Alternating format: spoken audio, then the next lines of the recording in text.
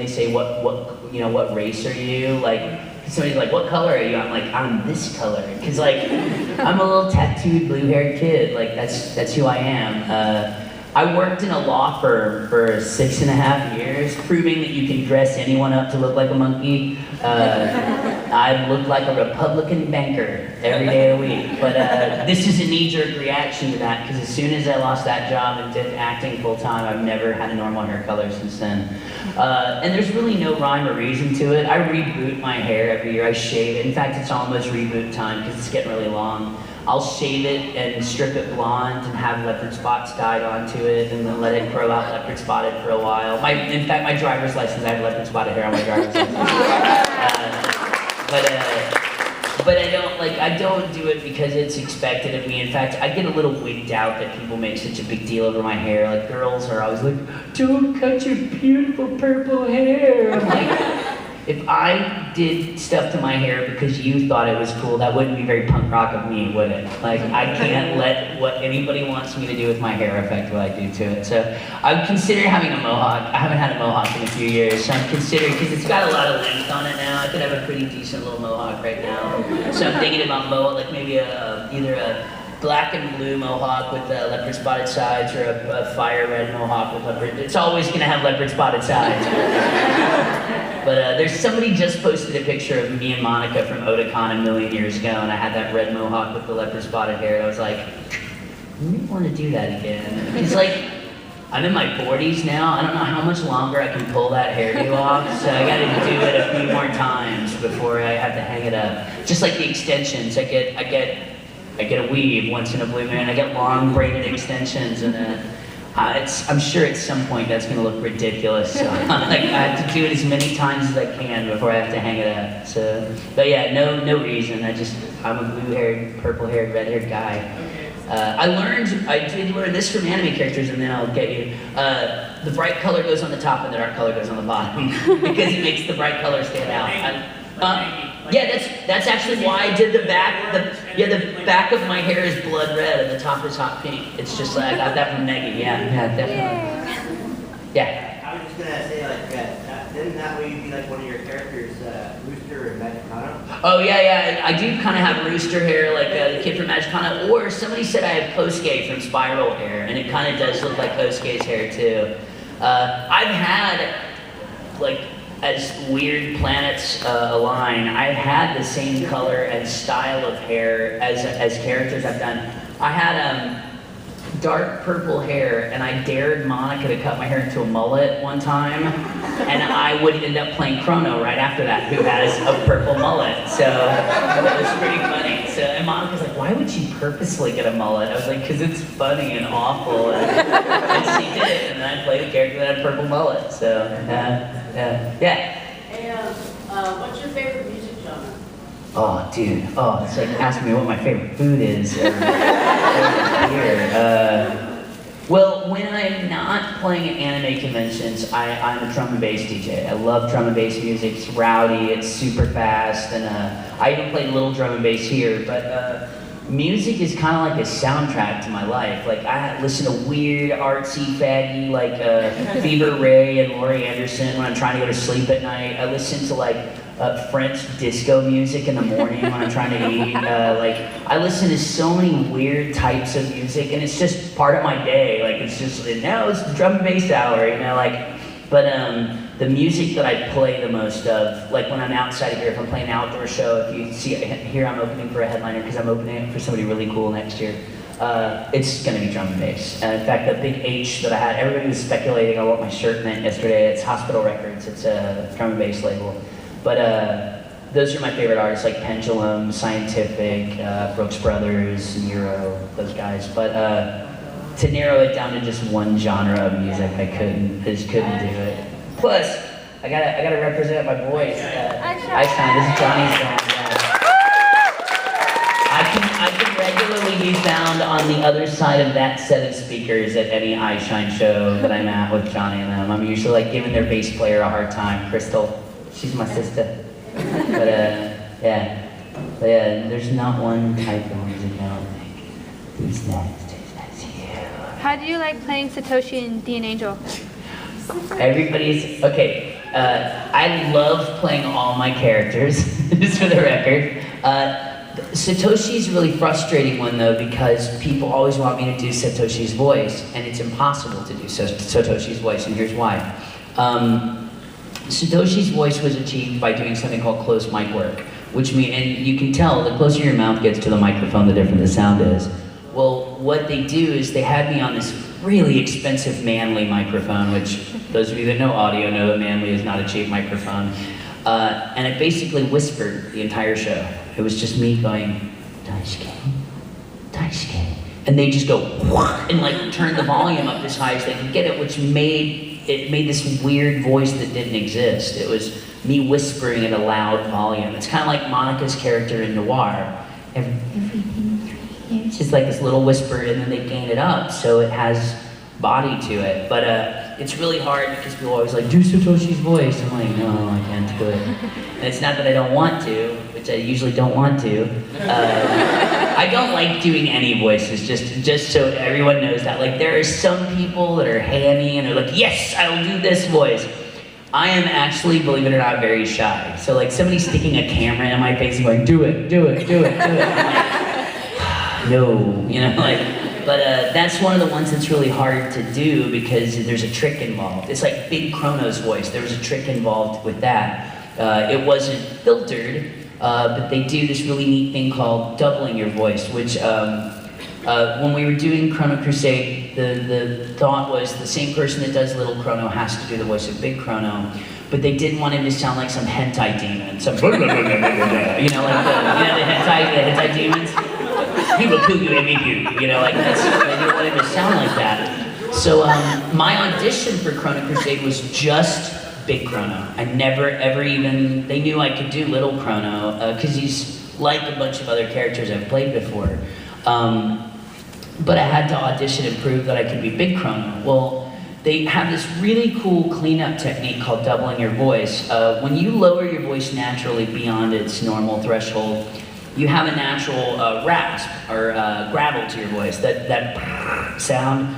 So if I go, you know, Rosette, hear how it sounds like it's rolling, that. What they do is the wave file looks like this, and they basically copy and paste a duplicate, one on top of the other, and then they offset it by not even like an eighth of a second. And what that does is it's like fills in the potholes with the same sound. It's still my voice, but it's just like, it's like, you know, cleaning the street and making it all level. And so it fills in the holes in your voice so you don't have that rolly sound where you just have this Rosette, you know, this big, big low voice that I will never have. It's kind of like Chrono's body. I will never have the 24 pack that he has, because I like cheese.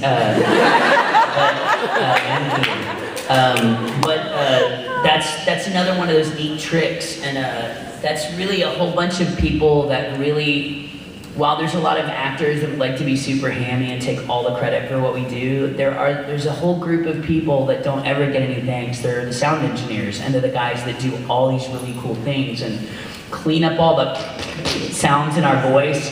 There's all these nose sounds and mouth sounds that you never hear, and until you do this for a living, you can never listen to people on the radio again, because it sounds like they're, and it's like, it sounds like they need to wash their mouth out. It's so bad, but these sound engineers take all those sounds away, and they do all this cleanup work on her. But I evidently make a bunch of nose sounds, which I can't hear it, but boy, you can catch it on the microphone. It's awful sounding. It's like hearing in the middle, like in between two syllables. I'm like, what is that? Like, that's you. You made that sound. So, but yeah. So I love playing all the characters. Like, people are like, how did you feel about this? Or how did you like this? I've only worked on maybe 2 or 3 shows I didn't like, which is pretty good. I have like 160 some shows, 150 some shows. So like, I like most of them. I really do like 96, 97% of every character I've ever played. Even the crazy ones, like the Killer Kid. You know, I liked playing that, but I don't want to be that guy. But yeah, I keep thinking your sword is your hand up. I'm like, who else? You have not asked a question yet. Do you have any pets, and did you have any pets growing up? Wait, do I have any pets, and did I have? Any pets growing up? I am such an animal nut. Those of you that are on my Facebook page know that I, up until recently, had a prairie dog who is the light of my life, and she passed away this year. Her name is Tiki, or was Tiki. I'm hoping for my anniversary that I'm gonna get 2 prairie dogs, so I can have like 2 little troublemakers together. They're awesome. But I have a dog named Coco, who is a black lab, who is crazy and thinks he's this big, and he's really like this big. And then at my folks' house, I have, and it's really sad because now that I don't live with my brother or my folks anymore, my little dog at my parents' house is just heartbroken. So I take him to the beach I let him come stay with me because I live on an island now. I let him come to the, we call it Tank Goes to the Beach, but my little fat dog, Tank, he's like the dog, he's the animal kingdom's equivalent of a beanbag chair. He's so sweet. He's the only dog I know that gets excited about going to bed. He's just like, oh, we're going to bed? We're going to go to bed? Like his tail wags. So I have 2 extremes. I've got a black lab and a dog that just wants to sleep all the time. So, yeah. But yeah, I've always had pets. Hedgehogs, prairie dogs, snakes, what else? Birds, dogs, mainly dogs. I'm a dog person, not a cat person. Like other people's cats, not mine. That's the best kind of cat, is somebody else's cat. Yes. Yes. Pointing at yourself. Yes, you. Yes, you. With the blue camera. Yeah. What are the characters that you did not like picking? Oh, of course you're gonna ask me that. I probably, out of fairness to people that like those shows, shouldn't say it. No, I just shouldn't do it. Do it. No, I don't want to do it. I'll say why I didn't like them. I didn't like them because I had a director that abused me while I was doing the role, meaning they were just obsessively rude and kept making me repeat things that I didn't need to repeat. The second one was the show is cheaply animated and it very much looked like it. So I was like, what is this? What are we doing? Like, it looked worse than a Saturday morning cartoon. And then, strangely enough, the other one is because I don't like the fandom that surrounds that show. And there are people that know what I'm talking about. I have a friend that's like, well, I would love Italia if it wasn't for Italia fans. I have a female friend that will not be associated with that. And that was very much, I have friends that are like that about Sayuki. They think Sayuki fans are nutty. I think Chrono Crusade fans are a little nutty, but there's the one show that I did that show's fandom is so rude. I'll just point blank say it, they're rude. They think that's the only show that matters in the world. And because of that, it's kind of spoiled working on the show. I'm not gonna say because it's probably somebody in this room's favorite show. So, but yeah, so those are the 3, and they're all for really good reasons, I think. But yeah, those are the 3. Part 1, Part 2, and Part 3. Yeah, sure. You're excited about getting some questions in. Oh, that's fine.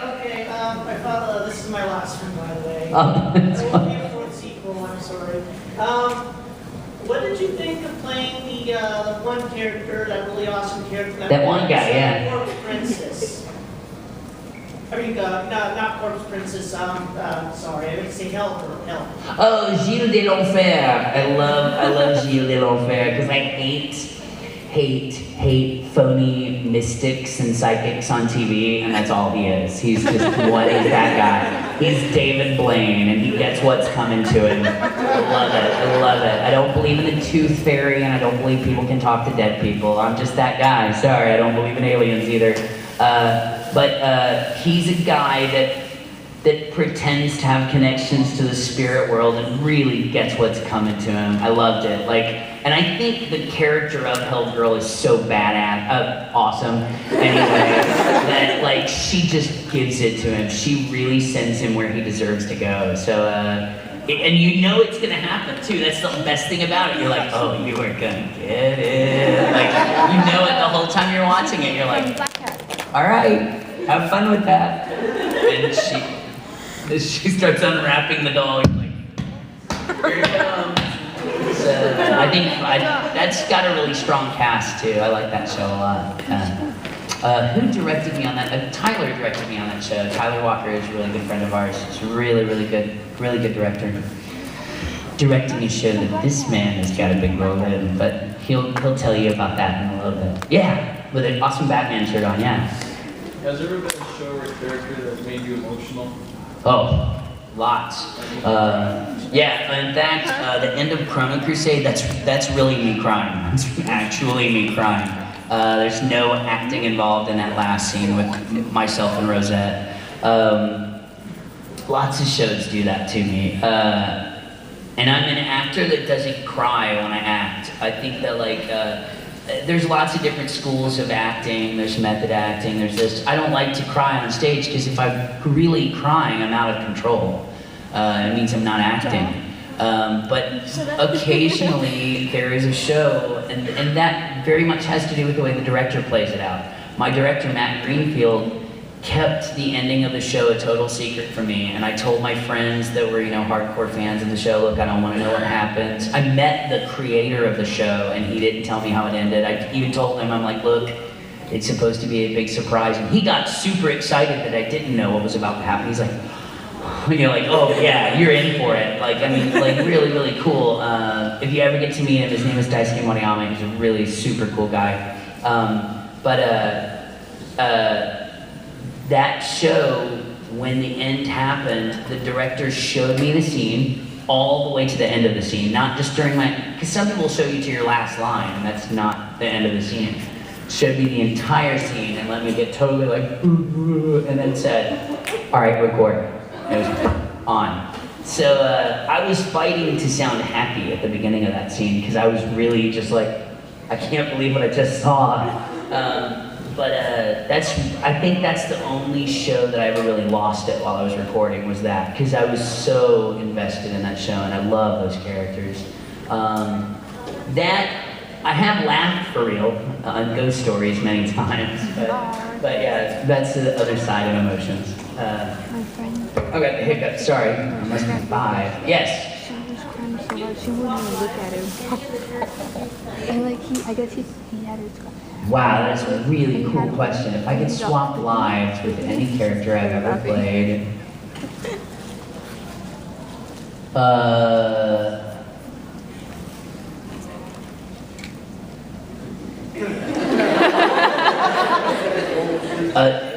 it's a toss-up, a really hard toss-up between Son Goku and Sayuki, because he's still alive, he didn't die, and he is the best fighter. He may be the littlest, but he's the best fighter out of all of them. And Chrono, which sadly enough, those of y'all that know the end of that story, but I wouldn't change that either. I think Chrono and Rosette had a great run and did a lot of fantastic things. And maybe Heihachi from Samurai 7, I like that guy a lot. I think he's really cool too. Yeah, I was gonna tell something, but it might ruin something else. But yeah, those 3 probably. And cool, see, you can't do that, because then you're like, and this guy, and that guy. Oh, and this guy has fun, it's hard, it's really hard. Huh? Oh my gosh, it's a Hitachi fan, that's awesome. Oh my gosh, it's both Hitachi, that's awesome. Yay. Very cool. Well, I will get a picture with you in a little bit and get that, that's awesome, thank you. Did you make that? Oh, it's very cute too. That's awesome. Who's next? Yes. I love Alan. I have his sword farm.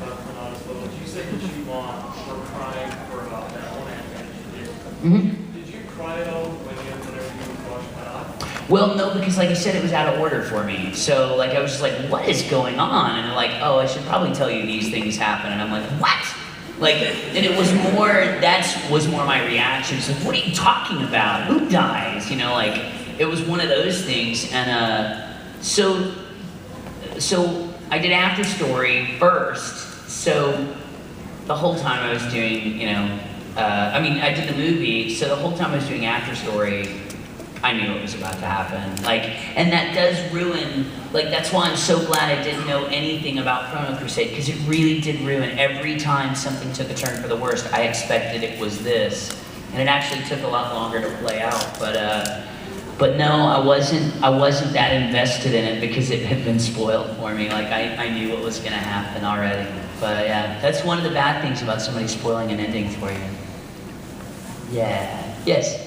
I really like when they do commentaries for anime. What kind of makes that happen? Like, who makes the decision? We don't. That's never our call. It's based on the budget of the show. Some of the commentaries have gotten a little too much lately.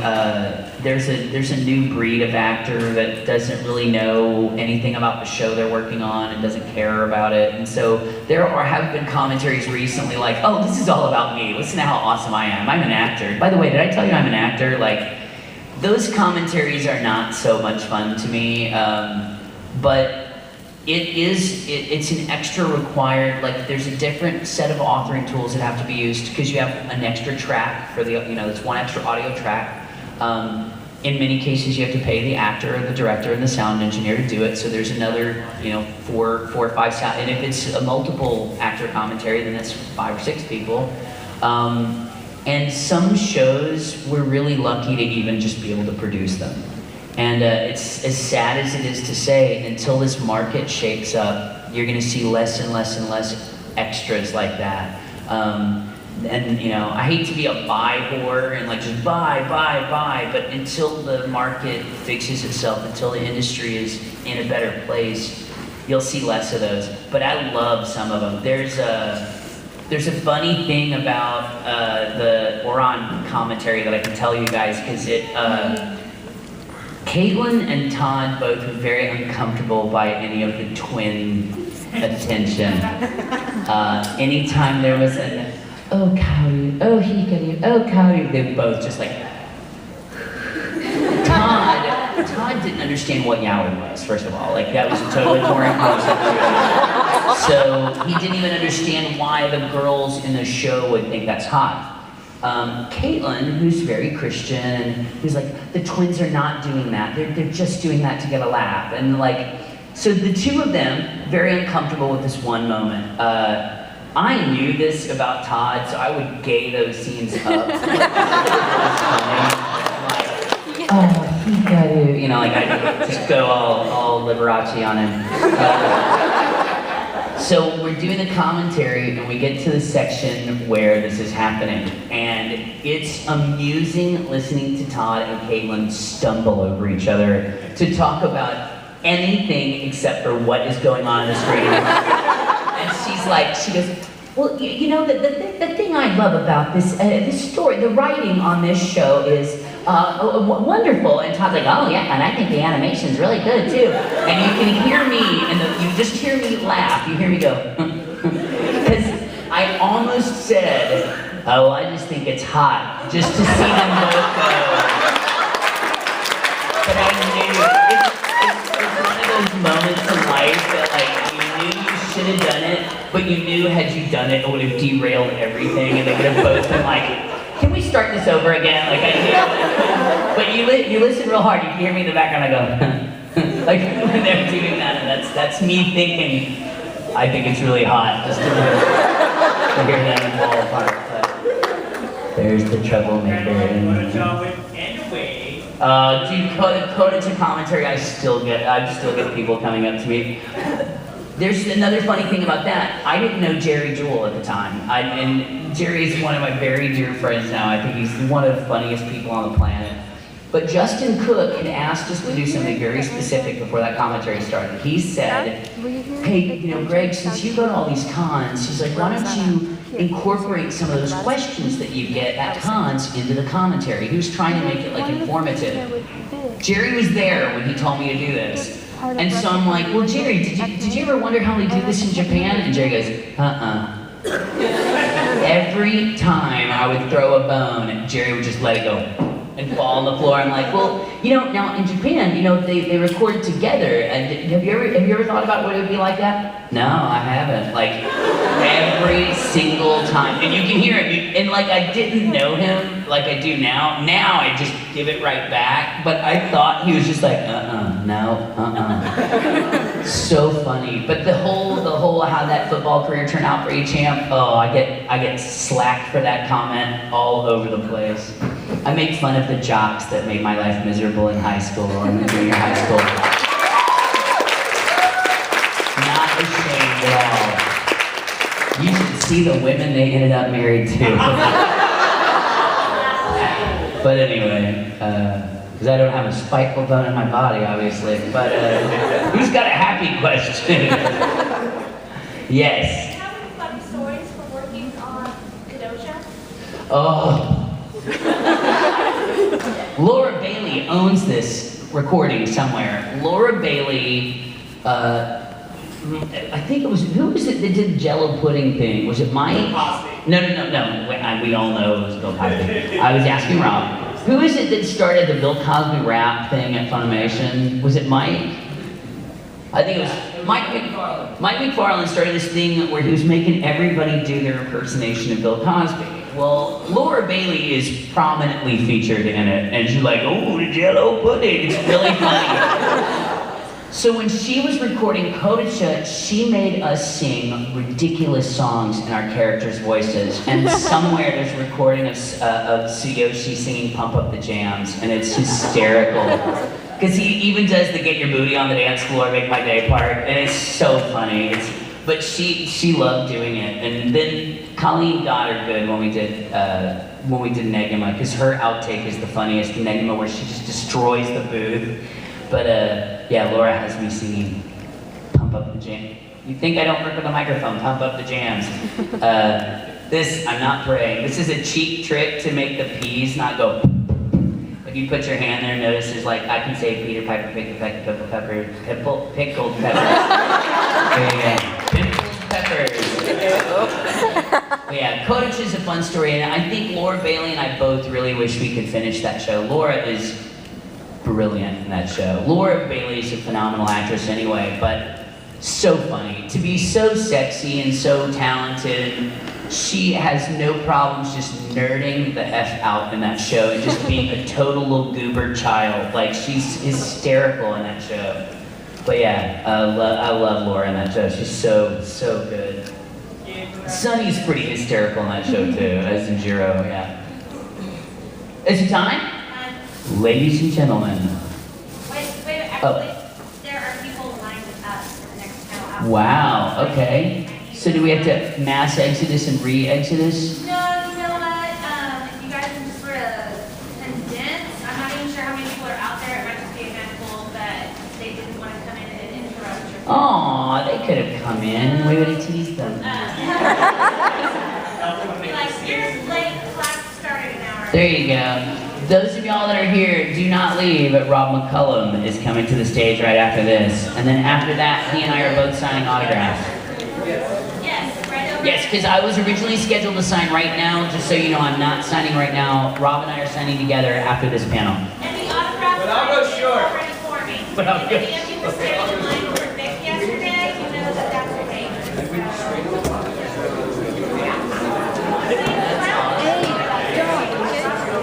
Are we gonna stay for? I think it'd be best if we just get in line and wait. Who's gonna dance? Or what is that? Line up right now? I'll get in line.